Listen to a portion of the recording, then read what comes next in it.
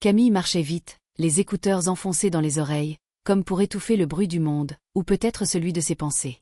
Les rues de Lyon brillaient sous la pluie fine. C'était un de ces soirs où tout semble flou, les néons, les visages, les souvenirs. Depuis quelques semaines, elle avait quitté Thomas. 6 ans de relation réduits à une valise posée près de la porte et un dernier regard qu'elle aurait préféré oublier. Il ne criait pas, ne frappait pas. Non, Thomas contrôlait autrement, avec les mots, les silences, les regards qui disaient « Tu n'es rien sans moi ». Les premiers jours de liberté lui avaient semblé étranges, presque inquiétants. Elle ne savait plus quoi faire du silence de son appartement, ni de l'absence de messages à surveiller. Elle se surprenait à vérifier son téléphone, même quand elle savait qu'il n'écrirait plus. C'était comme une dépendance invisible, celle d'être regardée, même mal, juste pour exister. Le travail n'aidait pas. Dans son agence de communication, tout le monde semblait sourire un peu trop fort. Elle faisait semblant aussi. Son écran devenait son refuge, son visage un masque parfaitement poli. Mais certains soirs, le masque tombait. Elle rentrait, déposait son sac, et restait là, assise dans le noir, à écouter le bruit du frigo, le souffle du vent, et ce vide qui l'enveloppait. Un jeudi soir, tout a basculé sans qu'elle le sache. Elle était sortie plus tard que d'habitude, pour éviter les conversations inutiles au bureau. En bas, au coin de la rue, un vieux café restait encore ouvert. Par réflexe, elle y entra. Un homme jouait du piano. Pas un professionnel, juste quelqu'un qui semblait jouer pour respirer. La mélodie était simple, un peu triste, mais étrangement belle. Camilla resta d'about, incapable de bouger. Le pianiste leva les yeux et sourit. Vous aimez Chopin? Elle haussa les épaules. Je ne sais pas, mais ça me calme. Il hocha la tête, comme s'il comprenait parfaitement. Il s'appelait Julien.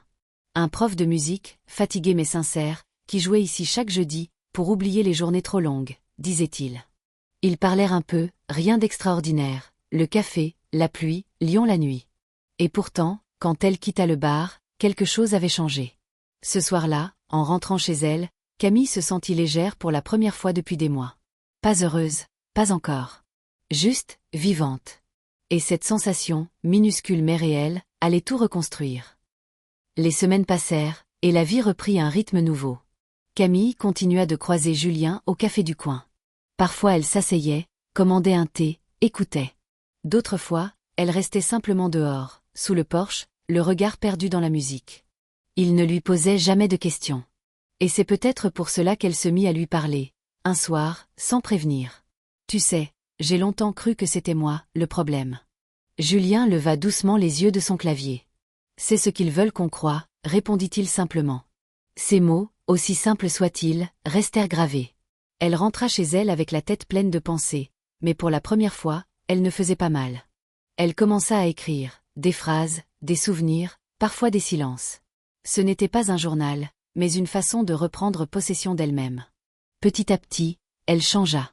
Elle acheta une plante, repeignit les murs, remit des photos. Elle osa même inviter 2 collègues à dîner. Et quand l'une d'elles lui dit « On dirait que tu respires enfin », Camille sourit. Oui. C'était exactement ça. Elle respirait. Un matin, elle reçut un message. Numéro inconnu, mais les mots, reconnaissables entre mille. Tu crois que tu peux effacer 6 ans comme ça? Le souffle de Camille se coupa. Ses mains tremblaient. Thomas. Elle resta figée, le téléphone à la main, le cœur battant trop fort. Les vieux réflexes revenaient, la peur, la culpabilité, la confusion. Mais cette fois, quelque chose avait changé. Elle relut le message, puis l'effaça. Sans répondre. Le soir, elle alla au café. Julien était là, comme toujours. Il remarqua son visage un peu fermé. Mauvaise journée? Elle inspira profondément. Non, une journée importante. J'ai dit non. Il la regarda longtemps, puis sourit. C'est le plus beau mot du monde, tu sais. Ce soir-là, elle rentra à pied, sans parapluie. La pluie coulait sur son visage, mais c'était une pluie douce, presque joyeuse. Elle marchait droite, légère, libre.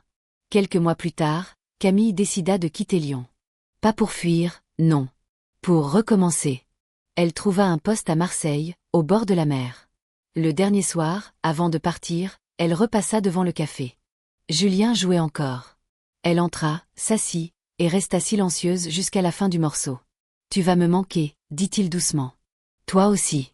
Mais je crois que j'ai appris la bonne mélodie. » Il rit, sans comprendre tout à fait, mais heureux pour elle. En sortant, Camille leva les yeux vers le ciel. Les lumières de la ville se reflétaient dans les flaques d'eau. Pour la première fois, elle n'avait plus peur du lendemain. Massé. Le bruit des vagues, le sel dans l'air, les volets bleus qui claquent doucement au vent. Camille avait trouvé un petit appartement près du vieux port, avec une terrasse où elle pouvait voir les couchers de soleil.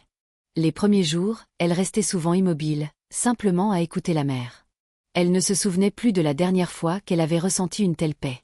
Son nouveau travail, dans une petite maison d'édition, lui plaisait. L'équipe était bienveillante, joyeuse, et personne ne cherchait à contrôler ses gestes ou ses silences. Pour la première fois depuis longtemps, Camille se sentit à sa place. Mais quelque chose grandissait en elle, le besoin de donner du sens à tout ce qu'elle avait traversé. Elle voulait que son histoire serve. Pas seulement à elle, mais à d'autres. Un soir, elle assista à une réunion organisée par une association locale. Les Voix libres, un groupe de soutien pour femmes ayant subi des violences domestiques. Elle y alla d'abord en simple observatrice. Mais en écoutant ces femmes parler, pleurer, trembler, elle comprit. C'était comme si chacune d'elles disait une phrase de sa propre vie. Alors, quand vint son tour, elle se leva. Et pour la première fois, elle raconta. Pas tout, pas les détails les plus sombres. Mais elle parla de la peur qui étouffe, du silence qui détruit, et du moment où elle avait décidé de respirer à nouveau. Personne n'interrompit. À la fin, une femme s'approcha et lui serra la main. Merci, vous venez de dire les mots que je n'ai jamais pu prononcer. Ce soir-là, en rentrant, Camille pleura. Pas de tristesse, de reconnaissance. Ses blessures devenaient lumière. Les mois passèrent, et elle rejoignit officiellement l'association. Elle anima des ateliers d'écriture, apprenant à d'autres femmes à mettre leurs émotions sur le papier. Chaque histoire était une cicatrice, mais ensemble, elles formaient une carte du courage. Camille découvrit que les mots pouvaient guérir. Un jour, lors d'une séance, une jeune femme resta en retrait. Silencieuse, crispée. Camille s'en approcha. « Tu veux juste rester ici, sans parler ? C'est déjà beaucoup. » La jeune femme leva les yeux. « Comment t'as fait pour t'en sortir ?» Camille réfléchit, puis sourit doucement. « J'ai arrêté d'attendre qu'on vienne me sauver. J'ai décidé de me sauver moi-même. » Ce soir-là, elle comprit, c'était devenu sa mission. Pas par vengeance, mais par amour. Quelques semaines plus tard, elle reçut une proposition inattendue. Un petit média local voulait faire un reportage sur « Les Voix libres ». Camille hésita, elle n'aimait pas l'idée d'être filmée. Mais quelque chose en elle lui souffla, ce n'est plus ta honte. C'est ton histoire. Elle accepta. Le tournage eut lieu un dimanche matin, dans la salle communautaire, entre les tasses de café et les rires nerveux. Quand la journaliste lui demanda ce qu'elle aimerait dire aux femmes encore prisonnières du silence, Camille répondit calmement.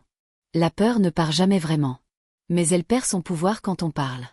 Parler, même si la voix tremble. Le reportage fit le tour des réseaux sociaux. Des centaines de messages affluèrent. Des femmes de tout le pays lui écrivaient, parfois juste un mot, « Merci ». Un après-midi, en sortant d'une réunion, elle croisa un homme qui déposait des livres à la porte de l'association. Il s'appelait Adrien, libraire du quartier. Il connaissait les Voix libres et proposait d'offrir des romans pour les ateliers. Ils parlèrent un moment. Puis un autre jour. Et encore un. Son calme, son écoute, son humour discret devinrent une présence douce et familière. Un soir, alors qu'il marchait le long du port, Adrien lui dit « Tu sais, on sent que tu as traversé des tempêtes. Mais t'as cette lumière que seuls les survivants ont. » Elle resta silencieuse, les yeux vers la mer. « Peut-être, répondit-elle. Mais ce que j'ai trouvé ici, c'est la paix. » Ils se regardèrent, simplement. Pas besoin de plus. C'était une complicité sans chaîne, sans peur, sans jeu. Un an plus tard, Camille ouvrit une petite librairie-café. Les mots sauvés. Un lieu où les gens pouvaient venir lire, écrire, parler, respirer. Sur la première page du carnet posé à côté du comptoir, elle avait écrit « À toutes celles et ceux qui ont un jour cru qu'ils n'y arriveraient pas, vous avez déjà commencé. » Chaque matin, elle ouvrait les volets bleus, respirait l'air salé et pensait à ce qu'elle avait traversé. La douleur n'avait pas disparu, mais elle avait changé de forme. Elle était devenue force. Un soir, en rangeant la librairie, elle trouva une enveloppe sans nom. Dedans, une lettre. « Je t'ai vue à la télé. Grâce à toi, j'ai osé partir. Merci pour la lumière. » Camille ferma les yeux, le cœur battant. Sur le trottoir, la mer murmurait. Et dans ce murmure, elle entendit enfin la voix qu'elle avait cherchée toute sa vie. La sienne.